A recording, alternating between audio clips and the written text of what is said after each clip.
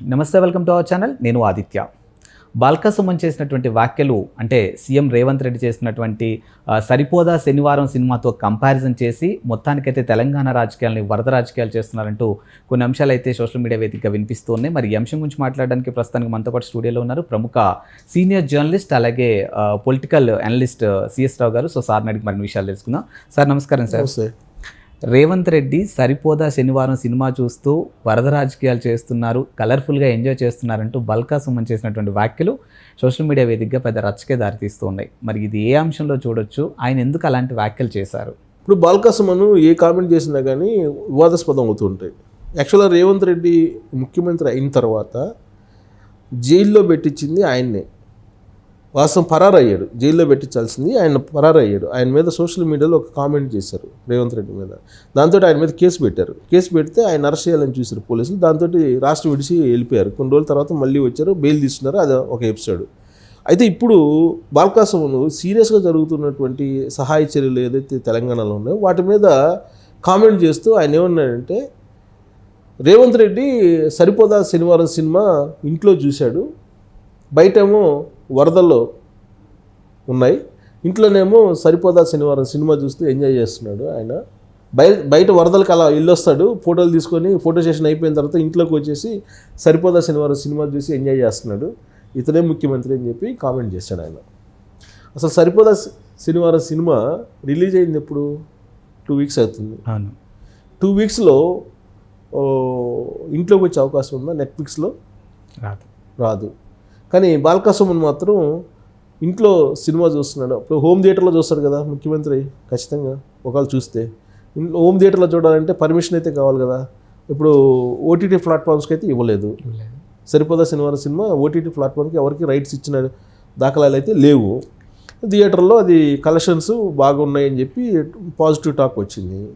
సరిపోదా శనివారం సినిమా చూస్తూ ఆయన కుటుంబ సభ్యులతో ఎంజాయ్ చేస్తున్నాడు, అక్కడేమో వరదల్లో ఉంటే అని చెప్పి బాల్కా సుమన్ కామెంట్ చేశాడు.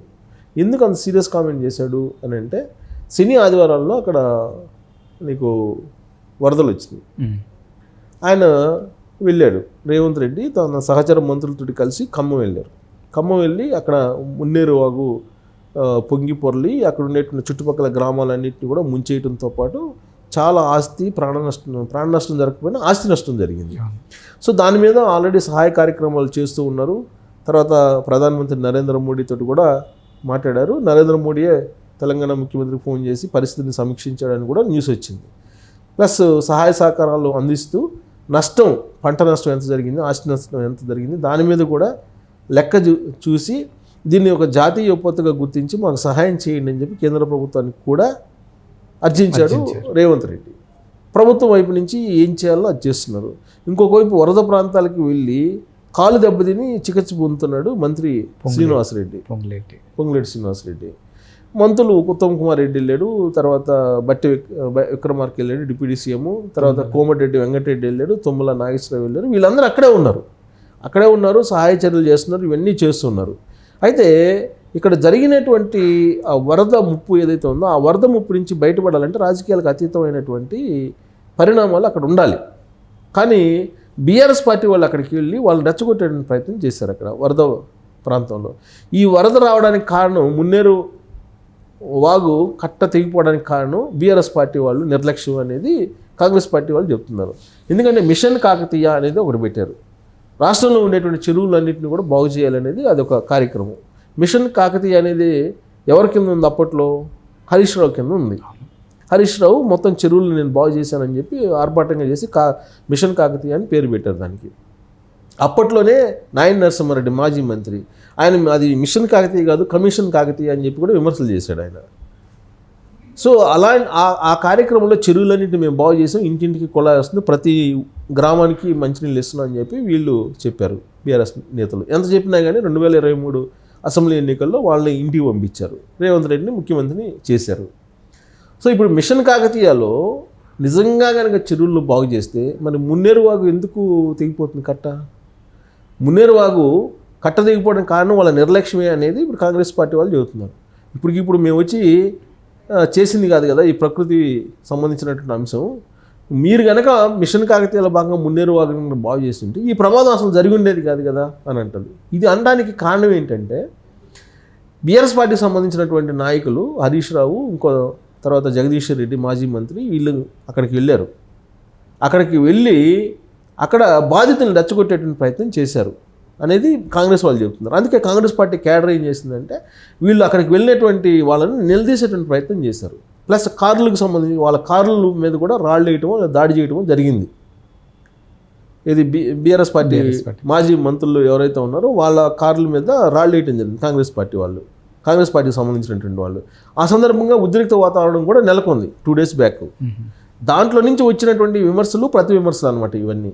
ఇప్పుడు ఈ విమర్శల్లో ఏమొచ్చింది, రేవంత్ రెడ్డి ఏమంటున్నాడు, వరద బాధితులు ఉన్నారు, చాలా నష్టపోయారు, అది కళ్ళకు కనిపిస్తుంది, మరి నువ్వు దోచుకున్నావు కదా, నువ్వు దోచుకున్న దాంట్లో కొంత ఇవ్వు, మనం పంచిపెడదామని అంటున్నాడు. ఇప్పుడు రాష్ట్రం ఏమో దాదాపు 5 లక్షల కోట్లు అప్పులు చేసి వెళ్ళిపోయావు, దానికి వడ్డీలు కట్టలేకపోతున్నాం మేము, కేంద్ర ప్రభుత్వం ఏమో సహాయం చేయలేకపోతుంది. ఆల్రెడీ కిషన్ రెడ్డి అనే బండి సంజయ్కి ఇద్దరికి చెప్పాము, మీరు దీన్ని జాతీయ విపత్తు కింద గుర్తించి ఫండ్స్ తీసుకురండి అని చెప్పాము, అక్కడి నుంచేమో ఫండ్స్ ఇవ్వట్లేదు, ఇక్కడేమో దీపోతే 5 లక్షల కోట్ల రూపాయలు అప్పు చేసి వెళ్ళావు, ఓటికొండ ఇచ్చి వెళ్ళిపోయావు, మేమేదో అక్కడ లంకి మందులు ఉన్నాయి అనుకుంటే, కాబట్టి నువ్వు ఏదైతే దోచుకున్నావు 10 సంవత్సరాల్లో కొన్ని లక్షల కోట్ల రూపాయలు దోచుకున్నావు కదా, ఒక 2,000 కోట్ల రూపాయలు సీఎం రిలీఫ్ ఫండ్కి ఇవ్వు అని చెప్పి రేవంత్ రెడ్డి డిమాండ్ చేశారు కేసీఆర్ని. అసలు ప్రతిపక్ష నేతగా ఉండి ఆయనేమో గ్రౌండ్లో అసలు కనపడలా ఇప్పటి వరకు. కేటీఆర్ ఏమో లండన్లోనూ అమెరికాలో ఉన్నారని చెప్తున్నారు. ఆయన అక్కడి నుంచి ఏమో ట్వీట్లు చేస్తున్నాడు రోజు. ఏది రేవంత్ రెడ్డి షో చేస్తున్నాడు, సహాయం చేయట్లేదు, బాధితులను గాలికి వదిలిపెట్టేశాడు, అవగాహన రాహిత్యం, అసలు బుడమేరు మున్నేరు కట్టదిగిపోవడానికి కాంగ్రెస్ పార్టీ నిర్లక్ష్యమే కారణం, వాళ్ళ నిర్లక్ష్యం కారణంగానే ఈ ఊళ్ళన్నీ మునిగిపోయాయి, వాళ్ళ సహాయక చర్యలు చేయటం చేత కావట్లేదు, ఇవన్నీ ఆయన ట్వీట్ల రూపంలో రోజు చేస్తున్నాడు అక్కడి నుంచి. రేవంత్ రెడ్డి ఏమంటాడు, అసలు నువ్వు ఇక్కడ రా బాబు, ఇక్కడికి వచ్చి గ్రౌండ్ లెవెల్లో తిరిగి అప్పుడు మాట్లాడదు కానీ నువ్వు ఇక్కడ రా, అక్కడి నుంచి అమెరికాలో లండన్ నుంచే కాదు అని చెప్పి రేవంత్ రెడ్డి అంటున్నాడు. ఇట్లా సవాళ్ళు ప్రతి సవాళ్ళ క్రమంలో అసలు రేవంత్ రెడ్డి సినిమాలు చూసి ఎంజాయ్ చేస్తున్నాడు, ఆయన ముఖ్యమంత్రిగా వ్యవహరించట్లేదు అనేది బాల్కా సుమన్ చేసినటువంటి కామెంటు. అది కూడా సరిపోదా శనివారం సినిమాతోటి కంపేర్ చేస్తూ ఆ సరిపోదా శనివారం సినిమా చూస్తున్నాడు ఈయన రేవంత్ రెడ్డి అనేటువంటిది ఆయన చేసినటువంటి కామెంట్. సో అసలు ఈయన నిజంగా సినిమా చూస్తున్నాడా, ఆడ వరద బయటేమో వరదలు, లోపలేమో ఇంట్లో సరిపోదా శనివారం సినిమా చూస్తున్నాడు అని చెప్పి బాల్కా సుమన్ చెప్తున్నాడు. అంటే తెలిసి చేశాడా కామెంట్, తెలియక చేశాడా, లేదంటే బురద చల్లేటువంటి ప్రయత్నమా? వాస్తవంగా అయితే నీకు ఓటీటీలో రాలేదు. నిజంగా కూడా బాల్కా సుమన్ చెప్పినట్టు సరిపోదా శనివారం సినిమా చూస్తే రేవంత్ రెడ్డి చూసే అవకాశం ఉందంటే లేదు. అంటే బురద రాజకీయం చేయడానికి బీఆర్ఎస్ పార్టీ ఇలాంటి సినిమా కలరు అద్దుతూ ప్రయత్నం చేస్తున్నారు. ఇప్పటికి కూడా వాళ్ళు ఈ బురద రాజకీయం చేయడానికి రేవంత్ రెడ్డిని ఏదో ఒక రకంగా గద్దె దింపాలి, ఏదో ఒక రకంగా ఆయనకి పదవి నుంచి పోతే బాగుండు, ఎవరైనా పర్లా కాంగ్రెస్ పార్టీలో సీఎం, బట్ రేవంత్ రెడ్డి మాత్రం ఉండకూడదు అనేటువంటి కాన్సెప్ట్లో వీళ్ళు విమర్శలు చేస్తూ ఉన్నారు. బట్ రేవంత్ రెడ్డి కౌంటర్ అయితే ఇస్తున్నాడు. మరి సరిపోదా శనివారం సినిమాతోటి ఆయన పోల్చారు కాబట్టి రేవంత్ రెడ్డి బాల్కా సుమన్కి ఎలాంటి రిప్లై ఇస్తాడు అనేది మనం వెయిట్ చేయాలి. ఆసక్తికరమైన అంశం హీట్ ఎక్కిస్తున్నారు పాలిటిక్స్లో. ఇక్కడ వరదల నుంచి వీళ్ళు పాలిటిక్స్ని తీస్తున్నారు, అక్కడేమో విపత్తు, దాని నుంచి వాళ్ళని బయటపడాలి బాధితుల్ని. అలా కాకుండా వీళ్ళు అక్కడే సైంటిస్టు కూడా చనిపోయారు, సైంటిస్టు ఒక యంగ్ సైంటిస్టు వాళ్ళ పేరెంట్ కూడా చనిపోయారు. ఇలాంటి సీరియస్ సంఘటన జరిగితే దాన్ని రాజకీయ కోణం నుంచి చూడటం అనేది బాధాకరం. సరిపోదా శనివారం సినిమా చూడటానికి ముఖ్యమంత్రి రేవంత్ రెడ్డి ఆయనకి టైమే దొరకట్లేదు. ఆయనకి టైం దొరక్క ఆయన ఉన్న టైంని ఎలా యూటిలైజ్ చేయాలి అని చెప్పి భావిస్తున్నాడు. హైడ్రాని ఏర్పాటు చేశాడు, అక్కడ నుండి ఆక్రమణని తీసేయాలని చెప్పి అక్కడ కూడా చేస్తున్నాడు. మొత్తం బీఆర్ఎస్ వాళ్ళు ఆక్యుపై చేశారు అక్కడ మున్నేరు వాగు చుట్టూ అని చెప్పి ఆయన అంటున్నాడు. హైడ్రా కావాలి, అక్కడ హైడ్రాని పెడితే తప్ప ఈ ఆక్రమణ పోవు అని చెప్పి అంటున్నారు. సో ఇలాంటి ప్రయత్నాలు ఆయన ఏదో చేస్తున్నాడు. ఆయన చేస్తున్నటువంటి ప్రయత్నాలని మంచివైతే అప్రిషియేట్ చేయాలి. అది కాకుండా ఇలాంటి సినిమాలతో పోల్చి సరిపోదా శనివారం సినిమా దాంట్లో కంటెంట్ ఏముందనేది నాకు తెలియదు యాక్చువల్గా. దాంతో ఎందుకు పోల్చాడు బాల్కా సుమన్ అంటే దానికి ఖచ్చితంగా ఏదో ఉంటుంది. సో అలా పోల్చడం అనేది కొంచెం రాజకీయాన్ని హీట్ ఎక్కించే ప్రయత్నం చేస్తున్నారు బీఆర్ఎస్ పార్టీ వాళ్ళు.